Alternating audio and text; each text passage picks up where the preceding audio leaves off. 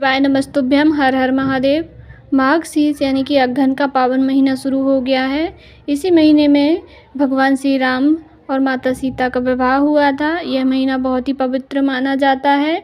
किसी भी व्रत को उठाने के लिए पंडित प्रदीप जी मिश्रा के द्वारा बताए गए उपाय हमारी वीडियो में बताए जाते हैं।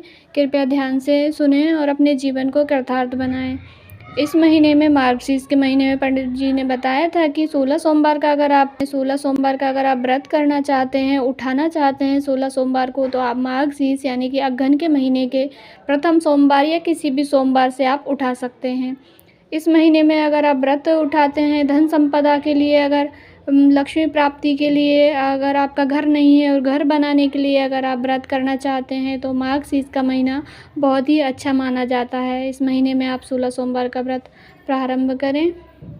आइए बढ़ते हैं अपने उपाय की तरफ। तो पहला उपाय है बेलपत्री समर्पित करने का।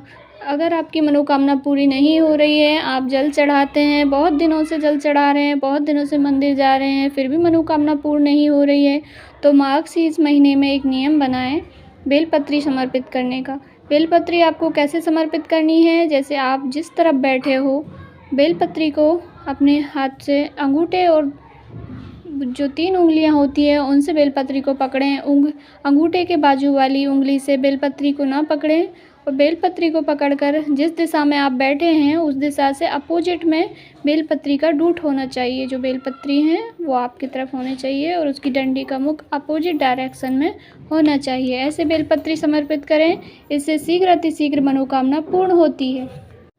चलिए चलते हैं दूसरे उपाय की तरफ। इस उपाय में अगर किसी का विवाह नहीं हो रहा है, शादी की उम्र निकल गई है, 30-40 साल के हो गए हैं, तो आप मार्गशीर्ष के इस पावन महीने में मंगल विवाह के लिए एक उपाय करें। इसमें आपको 1 लोटा जल लेना है। उस जल को आपको अलग प्रकार से चढ़ाना है। अशोक सुंदरी माता से जल को चढ़ाना प्रारंभ करना है और चढ़ाते चढ़ाते जल की धार बनाते हुए शिवलिंग के ऊपर लेके आना है और फिर थोड़ा शिवलिंग के ऊपर चढ़ाते चढ़ाते ही फिर से अशोक सुंदरी माता के स्थान पे जाना है। मतलब कि आपको सिर्फ 3 जगह जल चढ़ाना है। सबसे पहले माता अशोक सुंदरी के स्थान पर, उसके बाद चढ़ाते हुए शिवलिंग के ऊपर आना है और शिवलिंग पर से फिर माता अशोक सुंदरी के स्थान पर जाना है। इस उपाय को लगातार इस मार्गशीर्ष के पावन महीने में जिनकी शादी नहीं हो रही है उनके हाथ से करवाइए। उनका शीघ्र अतिशीघ्र 3 माह के अंदर पंडित जी ने बताया है कि उनका विवाह पक्का हो जाएगा, अच्छा रिश्ता आएगा और अच्छे तरह से मंगल विवाह होगा। तो मार्गशीर्ष के पावन महीने में यह। अपने तीसरे उपाय की तरफ, अगर आप धन संपदा के लिए भगवान भोलेनाथ को जल अर्पित कर रहे हैं, तो आपको विशेष प्रकार से मार्गशीर्ष के महीने में जल अर्पित करना है। जैसे आप पहले भी करते थे, जल तो वैसे ही करना है पर थोड़ा अलग तरीके से जल समर्पित करना है। देखिए, सबसे पहले आपको गणेश जी के स्थान पर जल चढ़ाना है। जहाँ पर शिवलिंग में जहाँ गणेश जी का स्थान है राइट भाग में, पहले वहाँ चढ़ाइए। फिर सदानंद कार्तिकेय जी के स्थान पर जल चढ़ाइए। तीसरा है अशोक सुंदरी माता के स्थान पर जल चढ़ाइए। चौथा आपको माता जी के हस्तकमल, जो शिवलिंग में जो पार्वती माता का हस्तकमल है वहाँ पर जल चढ़ाइए। उसके बाद आपको शिवलिंग पर जल अर्पित करना है। जब आप आपके लोटे का पूरा जल समर्पित करना है, आपको थोड़ा जल बचा हुआ है, तब लोटे का मुख अपनी ओर कर लीजिए। मतलब जिस तरफ आप बैठे हैं उस तरफ लोटे का मुख करके जल समर्पित करें। इससे आपके घर में संपदा, लक्ष्मी, वैभव की कमी नहीं आएगी और आप लोटे को कभी भी खाली ना लेके आएँ। पंडित जी ने कहा है कि जब आप पूर्ण रूप से जल समर्पित कर दें उसके बाद थोड़ा सा जल अपने लोटे में लेकर आएँ। अगर आपके घर में कोई रोगी व्यक्ति है तो उसे कुंदकेश्वर महादेव के नाम से जल का आचमन कराएं और अगर आपके घर में कोई रोगी व्यक्ति नहीं है तो उस जल का अपने घर में छिड़काव करें। इससे घर से नकारात्मकता दूर होगी, घर में खुशी का माहौल होगा। आइए चलते हैं अपने चौथे उपाय की ओर। जो करेंगे आप ही करेंगे, हम कुछ नहीं जानते, कुछ नियम नहीं जानते, सब कुछ भगवान के हाथों में सौंपना चाहते हैं, तो आपको विशेष प्रकार से बेलपत्री भगवान भोलेनाथ पर समर्पित करना है।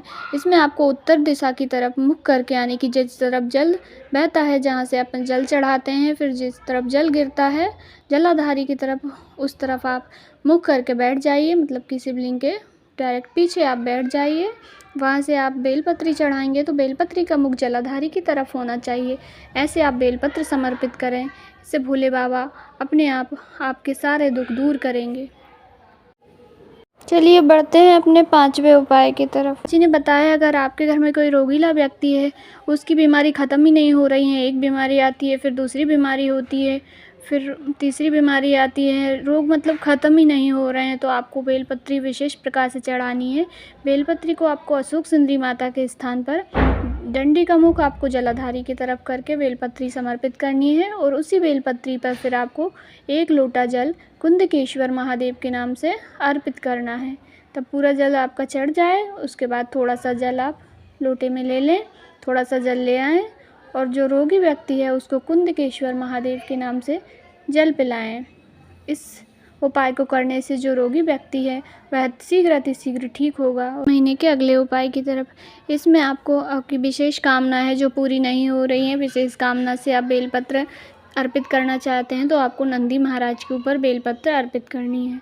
माघ के पावन महीने में आप एक बेलपत्री को नंदी महाराज के ऊपर, जहाँ पे नंदी महाराज का सींग होता है वहाँ पे अर्पित करें।